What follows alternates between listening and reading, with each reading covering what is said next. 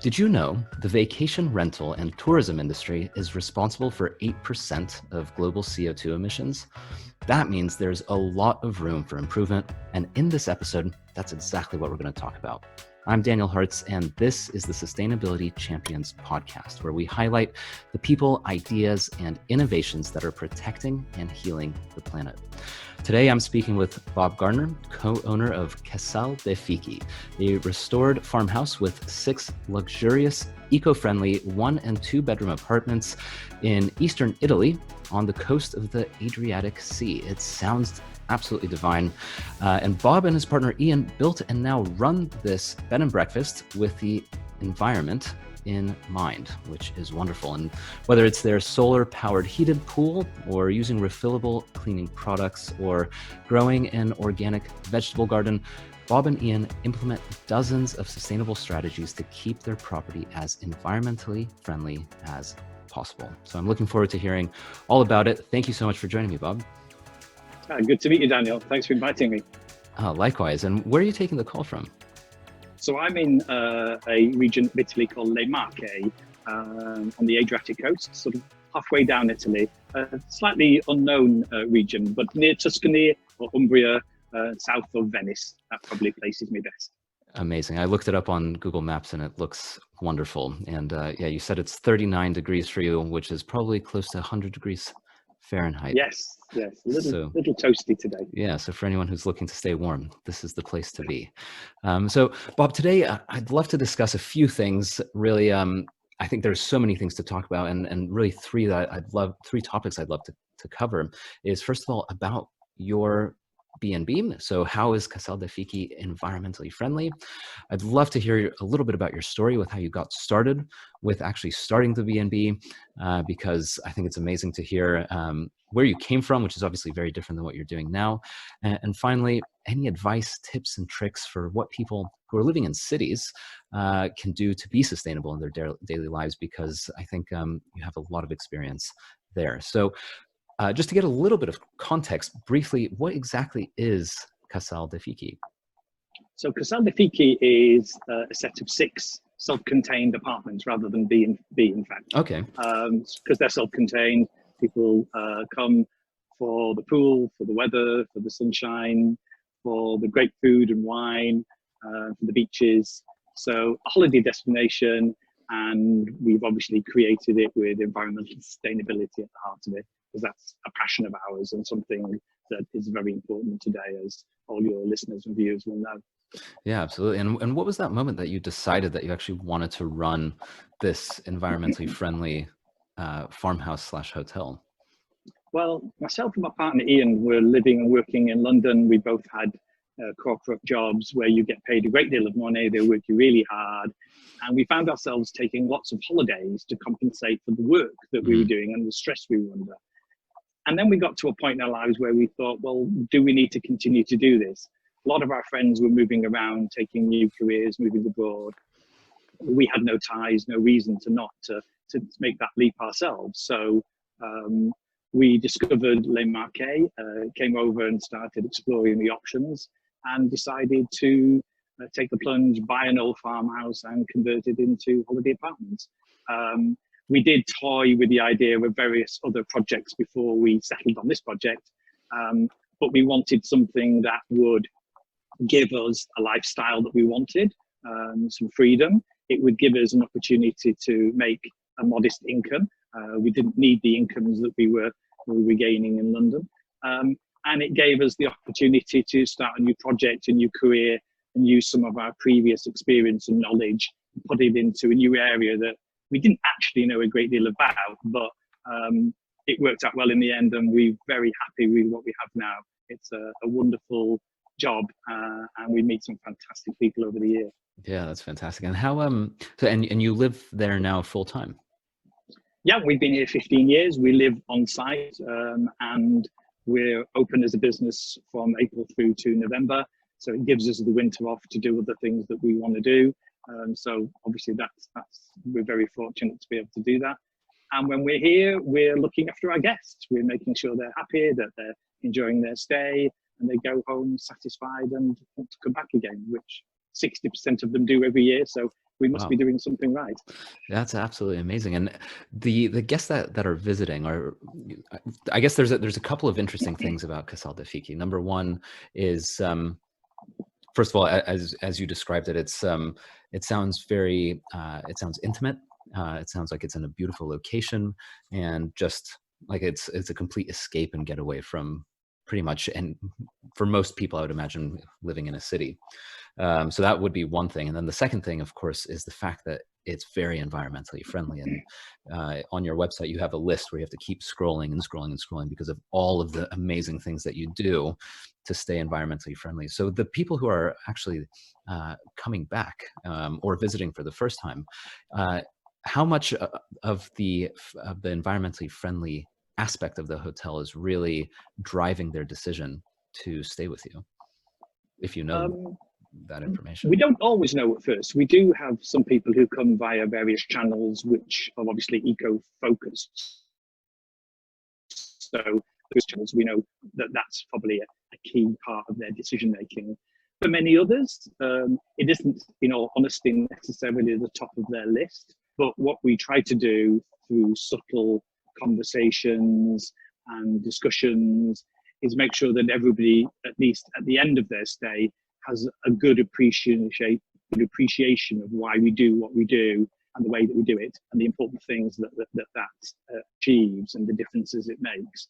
So we're always really honoured and proud when people go home and they say, oh, I've gone home and I've bought that special machine for making bubbly water, so I don't need to buy plastic anymore. Or I've started a vegetable plot, or I've put in some solar panels, or you've got me buying the who gives a crap toilet paper because they're giving their profits to building toilet facilities in the third world, etc., etc., etc. So that gives us an amazing feeling. And I think that's really important to us, that we can communicate what we do in a very gentle and supportive way, but give people the opportunity to learn. Because I think one of the things that people find with the climate crisis is it's not that they don't believe that it's happening, is that they struggle to see what they can do. It's such a big issue and it's so complicated, and they hear so many mixed messages in the media about it. They almost think, I can't do anything. And even if they do think they could do something and make a difference, which of course they can, they're often a little confused as to where to start and how to take those first baby steps, as I call it. And so what we try to do is create a bit of an eco roadmap for them and showcase some of the things that have to be done that cost no money, and in fact, in many ways can save you money, and get them on the path and just take some baby steps. My experience, and I think it's others too, is that once you start going down that road of taking some small steps, and we can talk about those, I'm sure, you really get an amazing feeling that you're achieving something, that you are making a difference. And it gets actually really quite addictive, because you go, yeah, I've just made sure I've got LED lights around my house. Well, maybe now I could join a green tariff for my energy company rather than using a fossil fuel tariff. And then some baby steps that they can take one at a time. And of course, then we encourage them, as we do ourselves, is to talk to other people about it, to use social media, to engage other people. I mean, not in a preachy or a parochial way, but in a way of saying, hey, look what I've just learned. You know, I'd like to share that with you because I think it makes a difference. And so Yeah. these are the sort of little hacks that we found really useful, and we get the feedback from our guests that they appreciate it. So that's what we do. I think that's really excellent. I mean, yeah, it's. I think you're right. This idea of, and this is a big part of the reason why I started this podcast, was because I think the media bombards us constantly with doom and gloom about the environment. And of course, yes, if there are plenty of problems out in the world, whether it's climate change or the ocean with plastic, and we've seen it all, and we're constantly seeing it. That being said, I think there's a lot of people who are doing something about it, and also even the individual can take, like you said, baby steps to actually start making a difference. And by, buying Who Gives a Crap toilet paper, or Cheeky Panda, for instance, which is one of my personal favorites. Oh yeah. They make toilet paper out of bamboo. What they do is, by making these purchases, they're voting with their wallet, and that makes a really big difference, because it just shows where the demand is, and companies really respond to that. It's so important. It really is. And just to say, Daniel, sorry to interrupt you there, no but worries. we do it as a business, and we encourage our friends to do it in their own lives. Is when you're going to buy something as simple as toilet paper, why not buy it from a company that obviously have environmental standards, as you've mentioned with Cheeky Panda, and with us with Who Gives a Crap. But also you've got companies that also then give their profits, or some of their profits, to helping others in the third world. So you're getting a sort of multiplier effect, because not only are you investing and supporting a good ethical company, that company itself is then doing something really important in the world. So we always, when we can, if there's an option, we will always choose the ethical company who are doing something good. Because why wouldn't you? It doesn't cost any more money. And the power, the purchasing power that we all have, that you quite rightly referenced there, I think is often underused by people, and they don't realize that they can make a difference. And the power of one is incredible. You've only got to look at the amazing stuff that Greta Thunberg has achieved, from nowhere. So it's inspirational. And I always say to people, well, if she can do it, why can't you? Absolutely. Yeah. And I think you're absolutely right. It's one person can make a really big difference. And I think, an example of that even is the work that you're doing with Ian. Of course, you found this farmhouse, and if you take a look on your website, the photos are absolutely stunning. You have this beautiful pool. There's there's what looks like a volleyball, little grass volleyball court, and the views look wonderful. No wonder you didn't leave, and you're still there after 15 years. I'd do the same. So how does a hotel, because as I mentioned at the beginning, and I got this stat from you actually, regarding the tourism and travel space, holiday space, is 8% of our global greenhouse gas emissions. So you have a pool, you have guests, people are going to be, and I know from personal experience, when you go to a hotel, you really don't think about turning the lights off. You don't think about necessarily being careful, because it's not yours. And I think that's just a human trait, is when it's not yours, you kind of treat it poorly. So what do you do around Casal de Fichi to be environmentally friendly, and to teach people all the various ways that they can be environmentally friendly? Yes, yeah, of course. I mean, obviously we've been doing it for a number of years, and we are not perfect. We're not putting ourselves up as the peak of eco-friendliness. We're still learning. It's a journey. You never get there. But over the years, we've had the opportunity to take a number of steps, and then each time we think, what can we do next year? We always look for feedback from our guests as well, and they give us suggestions as well. So, of course, we've done some of the big things, the solar panels. We've got an electric charger for electric cars, which some of our guests arrive in an electric car. Of course, we drive an electric car ourselves. We obviously do things that most people are doing: the recycling, the cutting down on the single-use plastic. We use various companies. One particularly that we like, called Splosh, where you can refill the dispensers for the cleaning products or the hand wash. And those products are delivered to you in a concentrated form, which you then rehydrate. Oh, wow. So you're getting a double benefit there. And there are many companies that do it, because the less carbon in the transportation of the product to get it to you, because it weighs less. And then, of course, you continue to reuse those plastic dispensers, because they last for years. There's totally nothing wrong with them. You just need a little bit more time to fill that product and keep it looking brilliant for the guests. Yeah, absolutely. With Splosh, it's a great concept, because it makes no sense to transport water. every Yeah, we all exactly. have, I mean, we're all very lucky to have water. Um, and so if they can just give you either a concentrated form or some sort of powdered version of it, then first of all, in one little bottle, you can get probably 10 times the amount. Um, and yeah, and then you just reuse it, Yeah, which is yeah, yeah. brilliant. Yeah, yeah. And Um, I think the other thing that we're probably the scheme that we're most proud of is our Treedom tree planting scheme.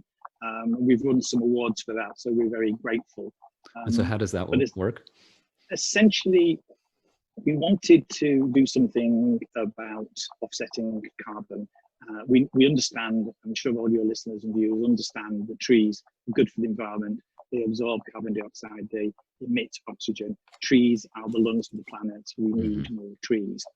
So we approached a number of local restaurants and asked them if they would give a discount to our staff when they dined there. We only chose the ones that we use anyway, that we recommend. And they do. And then we highlight those restaurants to our guests. We give them a little card which explains how this scheme works. And when they've come to pay their bill, they show the card and the restaurant gives them a discount. So they then come back and give that discount to us. We add our contribution and we send that money off at the end of the year to an Italian NGO called Treedom. They organise the planting of trees all around the world, and those trees are geotagged, they're photographed, they're monitored.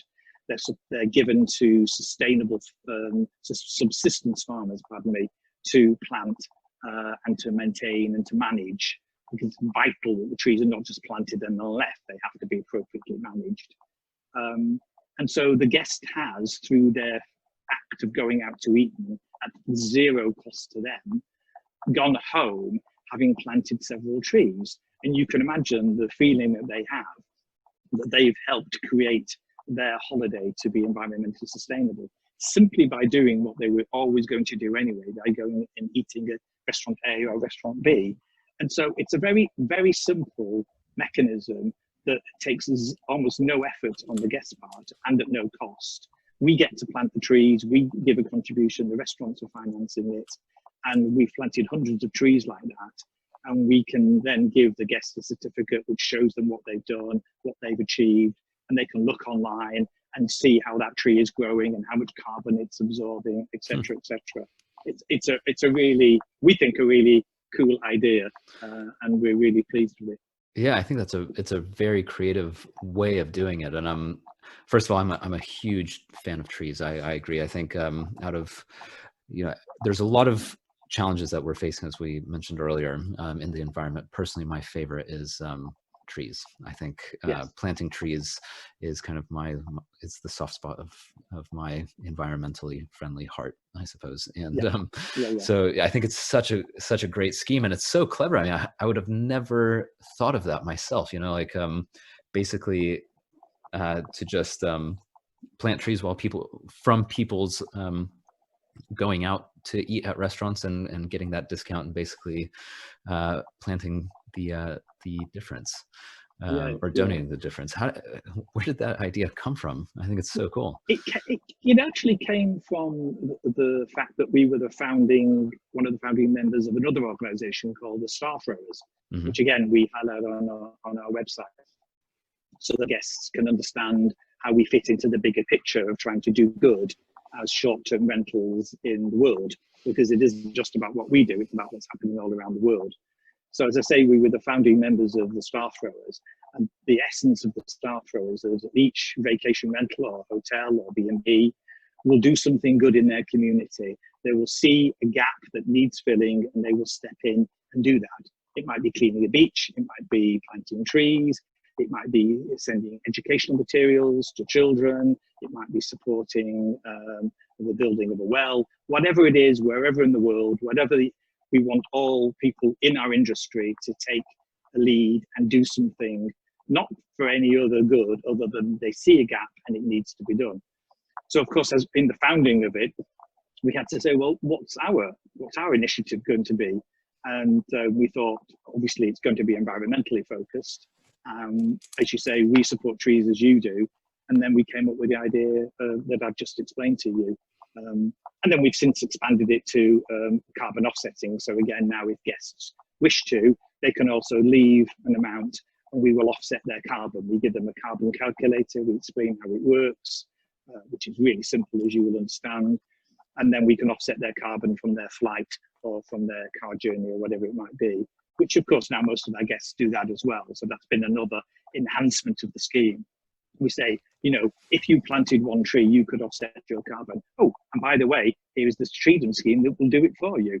I mean, I would give one caveat to that. I mean, carbon offsetting does sometimes get a bad pitch, and it is important to choose the right company and to choose the right system where those trees will be supported and they will be cared for and they will grow so that they can fulfill their potential of absorbing the carbon that they need to absorb. There are some schemes that really don't work very well and that overpromise and underdeliver. So for anybody looking to do it, and I would really encourage people to plant trees because it's a wonderful feeling and it has a great effect. But the choosing of the right partner to work with is important. And that's why we chose Treedom. Yeah, I think that is very crucial indeed. And I think, yeah, a big part of what's a challenge with this carbon offsetting kind of, I'm not sure if you call it an industry or space or whatever you would refer to it as, is just this idea that, you know, carbon offsetting sort of makes it sound like, well, it's okay for us to emit CO2 as long as we just plant some trees. Absolutely. Yep. So I think as they at least used to say, I don't know if they still say it in the US, it's all part of a balanced breakfast kind of a thing. It's all part of, it's one of the ingredients necessary. It is, but it is not a way of just clearing your conscience and carrying on doing just what you want to do. It absolutely should not be that. Exactly. Yeah. I mean, I don't think it's, I don't think, well, at least my point of view is it makes sense to do what you can, where you can, and where you are now, which is like what you said, small steps. And then, you know, if you can donate a few dollars, pounds, euros, whatever it is, to offset, then that helps. You know, and if you're doing both, if you're reducing your CO2 or your greenhouse gas emissions and offsetting, then you start to kind of meet in the middle, and hopefully you do a bit of more of both. Yeah. I mean, we have a target to try and reduce our carbon footprint year on year. Yeah. Okay. And of course, as you move through the process, some of the changes and the improvements that you can make are more incremental. But for those at the early stages of their environmental roadmap, if I can put it that way, you can make some really impactful changes quite quickly and make quite a big difference to your carbon footprint and the global carbon footprint. So I'd really encourage people to look into it and take some baby steps. Yeah, speaking of baby steps, you told me before we started recording that there is no air conditioning, despite the fact that it's almost 100 degrees or 39 degrees Celsius. So why is there no air conditioning? No air conditioning because air conditioning is really bad for the planet. It creates a great deal of carbon footprint, as most people will know. The systems in place are developing and are improving, but they still have a big impact on the environment. It is really unnecessary here. It's hot, but we've designed the building in a certain way to create airflow. We have 19 Velux windows in the roof. The Velux window, it's shutters open. You can see one above me here behind. Oh, yes. So the airflow goes up through the building and out the roof. We've positioned the bedrooms all on the north side of the buildings, on the cool side of the building. The important thing that people have a cool bedroom to sleep in at night. That's really important. We also have a farmhouse with very thick walls, which keep it cool in the summer and warm in the winter. So a combination of those, and obviously fans, most of our guests find it's not a problem. Occasionally we'll get somebody who's looking for air conditioning and we say, well, this isn't the place for you, let me recommend somewhere else. But we have guests that come back, so clearly they must enjoy it and be comfortable. And I suppose there's always the fan if it gets really hot. There's always the fan. The other thing that I absolutely love about Casal de Fichi is your where you get your food and wine from. Right. Okay. So how does Um, how local is it? well, we have a vegetable plot and an orchard, so we encourage our guests to take from that. We have an organic vegetable plot, which is quite big. Um, and so when people arrive, well, in fact, before they arrive, what's actually important is that you communicate some of these things before they arrive, before they get to the supermarket and buy the things that they don't need to buy. So we have a series of communications that takes them through what we need them to know. We have a vegetable patch, please help yourselves. I mean, so no food miles, you can just go and pick your tomatoes, pick your cucumber, pick your whatever, your lettuce, Do you take have it straight basil? back to you. Of Oh, course, we have wow. basil, as the English say. Basil, yes. Yes, yes, of course. Yeah, all the herbs are there. Oh man. And of course, it's really fresh, it's organic. People take it straight back to their beautifully appointed kitchen and cook themselves or prepare themselves a lovely meal. So people enjoy that. It's just a little simple gesture. It costs nothing. I look after the garden. I enjoy doing it. And people love the idea of having fresh ingredients that have not been contaminated and not been flown halfway around the world. They don't have pesticides on. They're healthy and they're fresh and they're nutritious. So that's important. And mine, again, we have a vineyard nearby. One of the things that's often, I think, misunderstood about recycling is, of course, recycling is brilliant, but what's better than recycling is not buying in the first place, not buying the bottle, not buying the product. So using something over and over again. So we will give our guests a demijohn, which is a 5-litre bottle, which they can take to the local vineyard. The wine is filled up on tap. They bring it back and they can decant it into a smaller bottle, put it in their fridge, etc. And that's fine. They obviously then don't have to buy bottles that could be recycled, but better not to have bought the bottle in the first place. And they've got a beautiful local wine right there waiting for them, which is very cheap, €9 for 5 litres. So Wow. what's not to like? And I'm sure it's absolutely delicious. I mean, that's so It is. cool. Yeah, I think going back to that point of there's the 3 R's, or I think there's actually 5, and I don't remember the other 2. The 3 are reduce, reuse, recycle, and I learned that or refuse as well. There you go. Refuse. I think that's the 4th one, and then there's a 5th one. Exactly, and I'm sure that people listening to this will know what it is, and you'll have to forgive me. I don't remember what it is, but you have refuse, reduce, reuse, recycle, and I think that's the most important thing. They're in order. Recycle is basically last on the list. So yeah, recycling is important. It's just not the first one that you do. Yeah, it is not the be all and end all. It's the ultimate stop if you can't do something before it. Exactly. And as far as local vegetables from your vegetable garden, I mean, if you like, I love tomatoes, I love basil, and I bet Italian tomatoes and Italian basil are the most delicious. So I mean, it doesn't get any fresher than this. I mean, they're like a minute or 2 minutes old Yes. by the time you're cooking them, and that's if you choose not to eat them straight off the vine. So it must be divine. Yeah, and of course the same with our free-range eggs, that we give to our guests, and the olive oil from our trees that we make, we give them that as well. Wow. So they can help themselves to whatever we have. Do you have a press on site, or how do you make your oil? No, we collect them, we harvest them each November, and then each local village in our area has a press. You take it to your village, and then they press it there for you. And I tell you, we've been living here a number of years now, and we are total olive oil snobs now. I bet. The best advice I can give to your listeners and to your viewers is buy the best oil that you can afford. That is the freshest. That is the newest. Olive oil is the opposite of wine. It does not improve with age. If it's more than a year old, it's already lost most of its flavor and its punch. So buy small quantities, buy fresh, buy from the producer if you can, if you're visiting a country that makes olive oil. And there's a huge, huge difference in the taste between olive oil that's a week old or a month old and olive oil that's a year old or more that's been sitting on the supermarket shelf. So that's my little tip. Oh, that's very helpful. Thank you very much. Yeah, first thing I'm thinking of is how old is the olive oil in my kitchen? And the second thing I'm wondering is, how can I tell if I'm buying from just the store how old it is? Things to Right. research. Yes. We'll And need to this do a is a little bit of problem research. clearly that you don't have, which is very We do nice. not. Yeah. So if anyone wants fresh, delicious olive oil, Casal de Fichi is the place to go.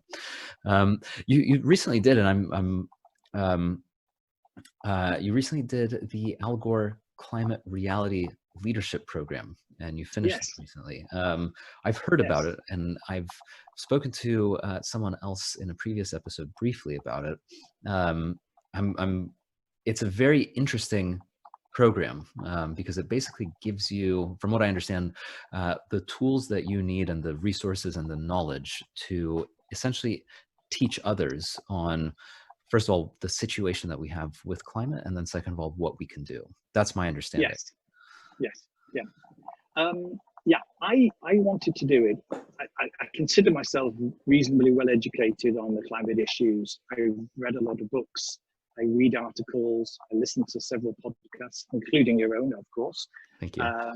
And I consider myself reasonably educated. And it's a complex issue. There's a lot of information out there.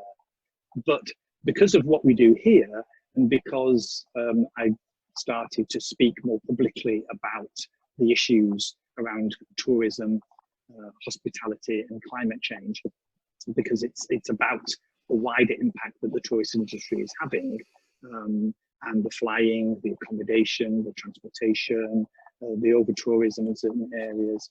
And I speak on behalf of an organization called VRMB, and I'm on the faculty of that organization. And that's an organization set up to assist people in our industry, the sort of people, my peers and colleagues around the world. And so I talk regularly about climate change and tourism and the impact, and I'm trying to educate and cajole and influence my peers across the world to take some baby steps. So it isn't just about what individuals do, it's what businesses do as well. And I believe businesses like ours, thousands, tens, hundreds of thousands around the world, each have a responsibility to take some baby steps. And there'll be different steps for different people in different situations based on where they are in the world and what they're capable of doing. But I believe everybody's capable of doing it. And my role and my industry is to make that difference, and I need to try and do my bit to influence those people.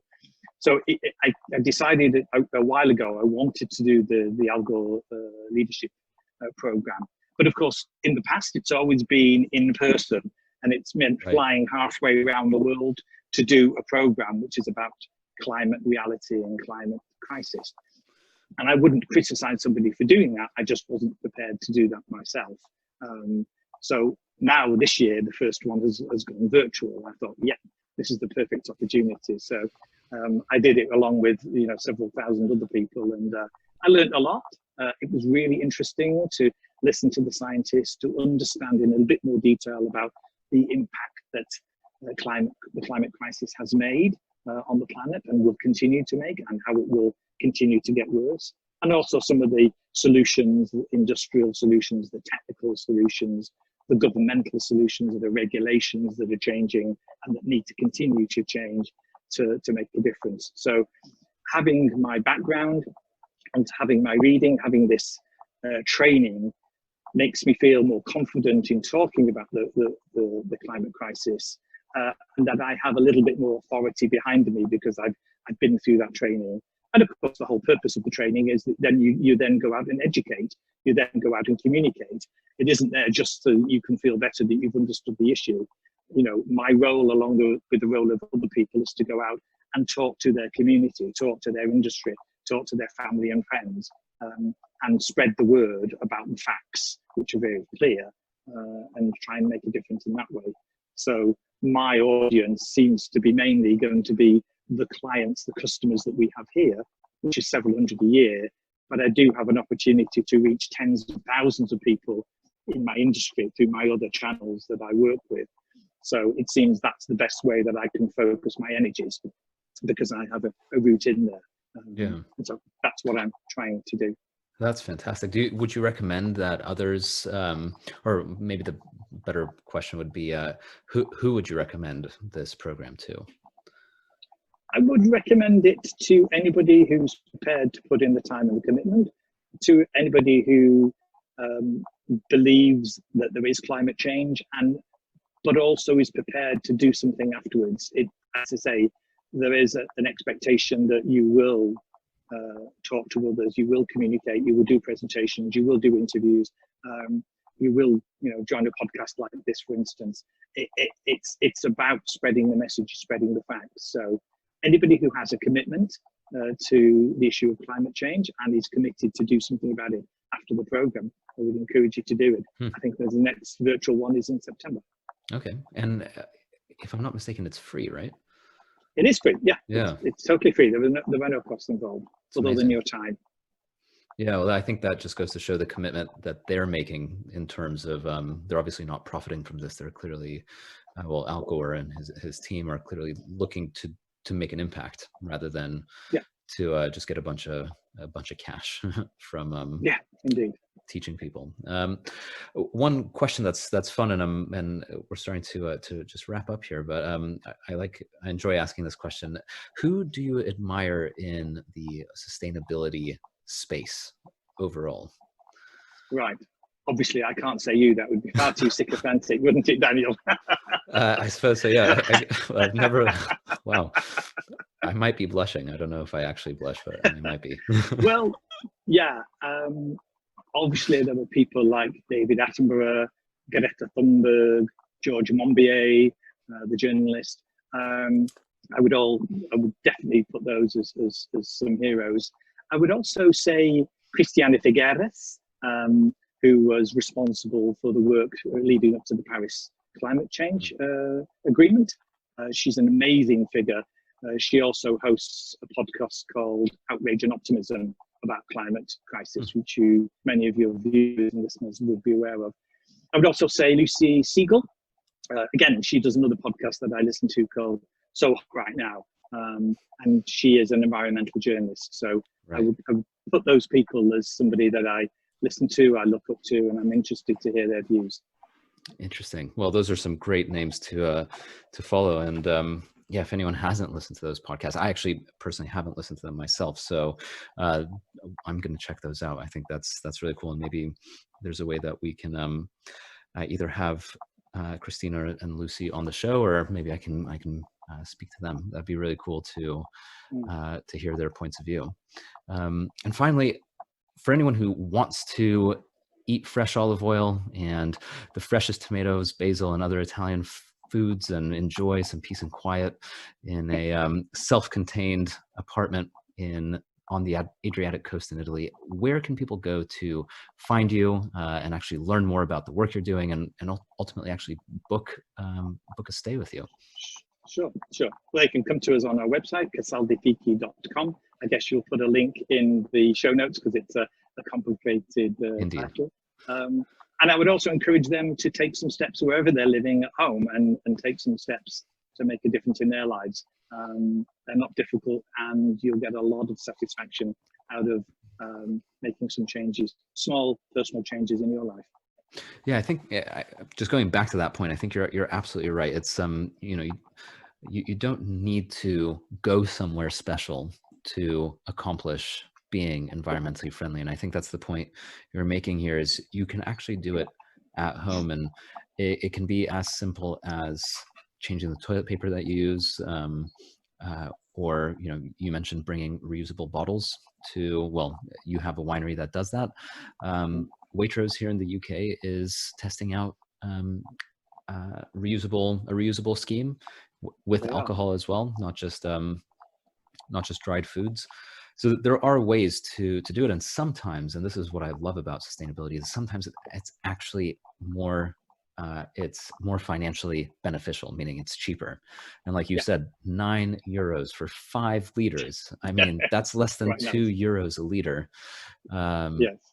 And yeah, I mean, depending on how much you drink, that can last for a good amount of time. It could indeed. Yeah. But they always say, and these are 3 difficult topics I totally appreciate, but the three things that is commonly understood to make the biggest difference that one could make to your carbon footprint is don't fly, don't have children, and don't eat meat and dairy. Now, those are three huge challenges, and we don't underestimate those. Personally, I'm a vegan. I've been a vegetarian and a vegan for 40 years. Wow.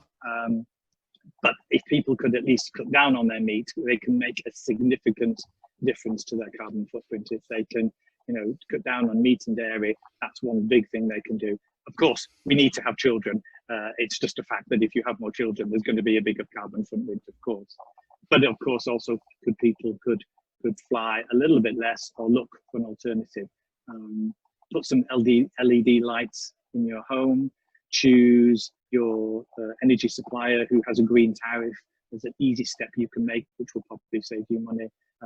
There's a whole list of things that you can do. And I would encourage people to look them up online about the 10 top things they could do. Or if they want the easy route, just come to our website and they're all listed there for you. Brilliant.